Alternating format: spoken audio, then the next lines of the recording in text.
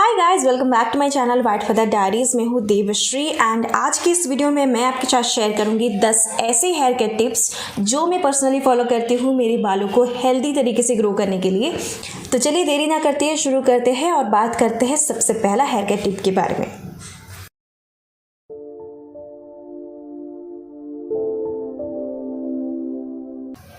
जैसे कि हमें पता है कि हमारा नेल्स और हेयर जो है वो मोस्टली प्रोटीन से बना हुआ है। अगर आप चाहते हो कि आपके बाल घने बने, बालों का टूटना कम हो और बाल सुपर फास्ट ग्रो करे, तो आपको एक एनफ अमाउंट ऑफ प्रोटीन लेने की ज़रूरत है। अगर आप नॉन वेजिटेरियन हो तो आपको फ़िश, एग, चिकन से लगभग जितना बॉडी की कमी होती है प्रोटीन की वो आपको मिल जाता है। लेकिन अगर आप वेजिटेरियन हो तो आप दाल ले सकते हो, मिल्क प्रोडक्ट्स ले सकते हो, सोया मिल्क ले सकते हो, क्योंकि इसमें बहुत ज़्यादा प्रोटीन होता है। जब आप डेली प्रोटीन लेना शुरू करोगे तो आप देखोगे कि आपका हेयर और नेल जो है वो अभी पहले से ज़्यादा हेल्दी लगने लगे हैं। तो daily protein is a must. Tip number 2 जो है वो है हेयर ट्रिमिंग का, यानी कि अगर आपको स्प्लिट एंड्स की प्रॉब्लम है और आपको लग रहा है कि आपके जो बालों के जो एंड्स है वो बहुत ज़्यादा ड्राई दिख रहे हैं, तो आपको एवरी 8 वीक्स में यानी कि एवरी 2 मंथ्स में आपको बालों को ट्रिम कराना है। मार्केट में ऐसे बहुत सारे हेयर केयर प्रोडक्ट्स हैं जो कि क्लेम करते हैं बालों की स्प्लिट एंड्स की जो प्रॉब्लम है उसको फिक्स कर देंगे, लेकिन ऐसा बिल्कुल भी नहीं होता है। क्योंकि अगर आपको स्प्लिट एंड्स आए हैं तो वो कभी भी फिक्स नहीं हो सकता है। कोई भी हेयर केयर प्रोडक्ट से नहीं होता है, ना ही कोई नुस्खे से होता है। अगर आपको स्प्लिट एंड्स आए हैं तो आपको ट्रिम कराना ही पड़ेगा, नहीं तो आपके सारे बाल खराब हो जाएंगे।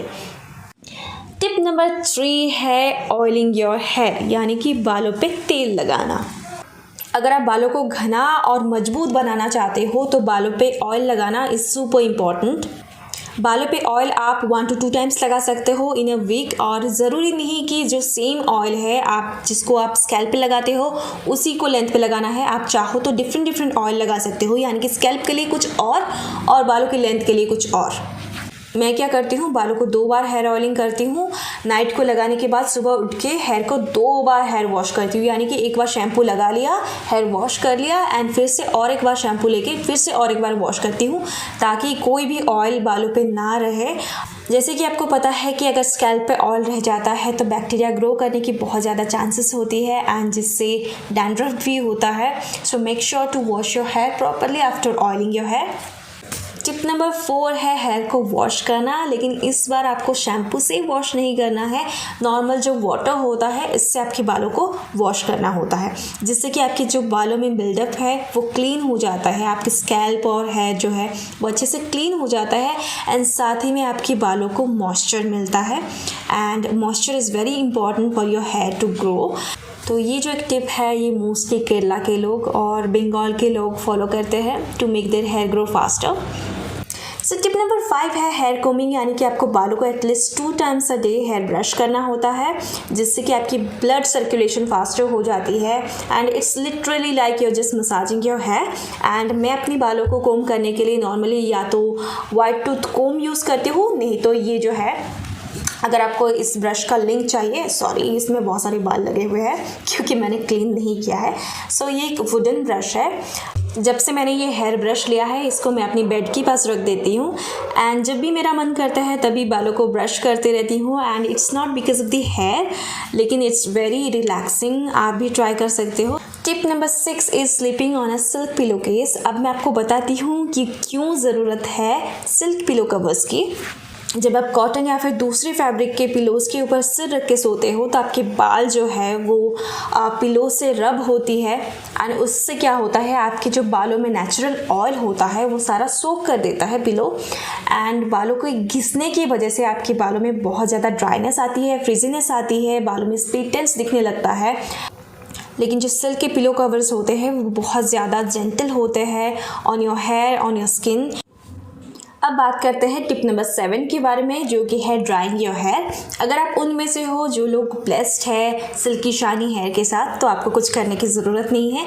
लेकिन अगर आप उन लोगों में से हो जैसे कि मेरे बाल जो है वो सूखने के बाद बहुत ज़्यादा ड्राई फ्रिजी लगते हैं, तो आपको क्या करना है, आपको बालों को नेचुरली एयर ड्राई होने देना है करीब 70-80% तक, एंड उसके बाद आपको बालों पे ब्लो ड्राई करना होता है। सबसे पहली बात तो ये है कि आपको ब्लो ड्रायर विदाउट नोज़ल नहीं करना है। अगर आपको सुखाना है नॉर्मल बालों को तो आप सुखा सकते हो, लेकिन अगर आपको चाहिए कि स्मूथ लगे बाल, ड्राई फ्रिजी ना लगे, तो आपको क्या करना है, आपको बालों पे हमेशा से एक ऐसा नोज़ल आता है ब्लो ड्रायर के साथ, तो आप ये खरीद सकते हो एंड इसको इस तरह से आपको फिक्स करना है। एंड देन क्या करना है, आपको बालों को इस तरह से नहीं ड्राई करना है, हमेशा आपको बालों को डाउनवर्ड की तरफ ड्राई करना होता है, जिससे कि आपकी बाल जो है वो स्मूथ सिल्की लगने लगते हैं। टिप नंबर 8 जो है वो है शैम्पू, कंडीशनर और हेयर मास्क के ऊपर।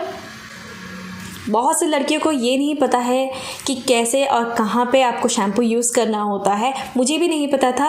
पहले मैं क्या करती थी, शैम्पू लेती थी एंड पूरे बालों पे लगा लेती थी, लेकिन शैम्पू जो है आपको कहाँ पे लगाना होता है, आपको स्कैल्प पे लगाना होता है एंड अच्छे से मसाज करने के बाद आपको बालों को वॉश करना होता है। शैम्पू की जो झाग होती है वो नेचुरली धीरे धीरे नीचे की तरफ आती है, राइट। तो इससे जो है आपके बालों में जो एक्स्ट्रा ऑयल होता है, जो भी धूल मिट्टी होती है, वो नेचुरली धुल जाती है। अब बात करते हैं कंडीशनर के बारे में। कंडीशनर जो है वो आपको स्कैल्प पे नहीं लगाना है, यानी कि आपको कहाँ पे लगाना है, सिर्फ और सिर्फ अपनी बालों की लेंथ पे और बालों की टिप पे। अब हम बात करते हैं हेयर मास्क के बारे में। हेयर मास्क कब यूज़ करना है, इसके बारे में मुझे अभी 1-2 साल के पहले ही पता चला है। उससे पहले मैं भी गलत तरीके से ही यूज़ करती थी हेयर मास्क को। आपको हेयर मास्क को शैम्पू लगाने के बाद या तो आप कंडीशनर यूज़ कीजिए या फिर नहीं कीजिए, लेकिन शैम्पू करने के बाद आपको हेयर मास्क लगाना होता है। जब आप हेयर मास्क अप्लाई करने के बाद उसके ऊपर शैम्पू यूज़ करते हो तो जो हेयर मास्क का जो इफ़ेक्ट होता है वो शैम्पू के साथ धुल जाता है। सो इसी वजह से हेयर मास्क को हमेशा शैम्पू के बाद ही यूज़ किया जाता है।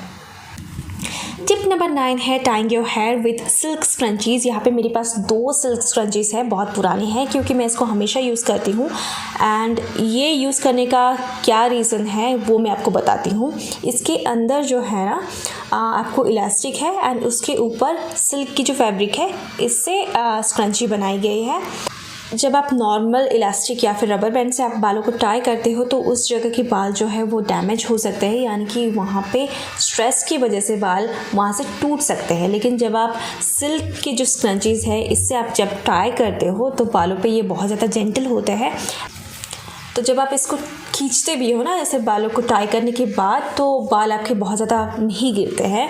सो इसी वजह से हमेशा सिल्क स्क्रंचीज़ जो है ये इस्तेमाल कर।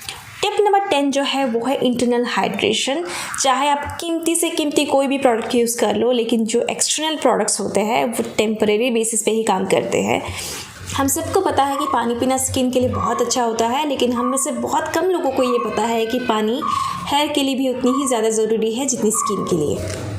अगर आपको नॉर्मल पानी पीना पसंद ना हो तो पानी को आप नेचुरली फ्लेवर्ड बना सकते हो, जैसे कि उसमें आपने कुकुम्बर डाल दिया, लेमन, पुदीना या फिर पाइनएप्पल डाल दिया। अपनी पसंद के हिसाब से आप पानी को इंटरेस्टिंग बनाइए और पानी पीते रहिए। So this was all for today. I hope you've enjoyed watching this video. If you did, then don't forget to like, share and subscribe to my channel.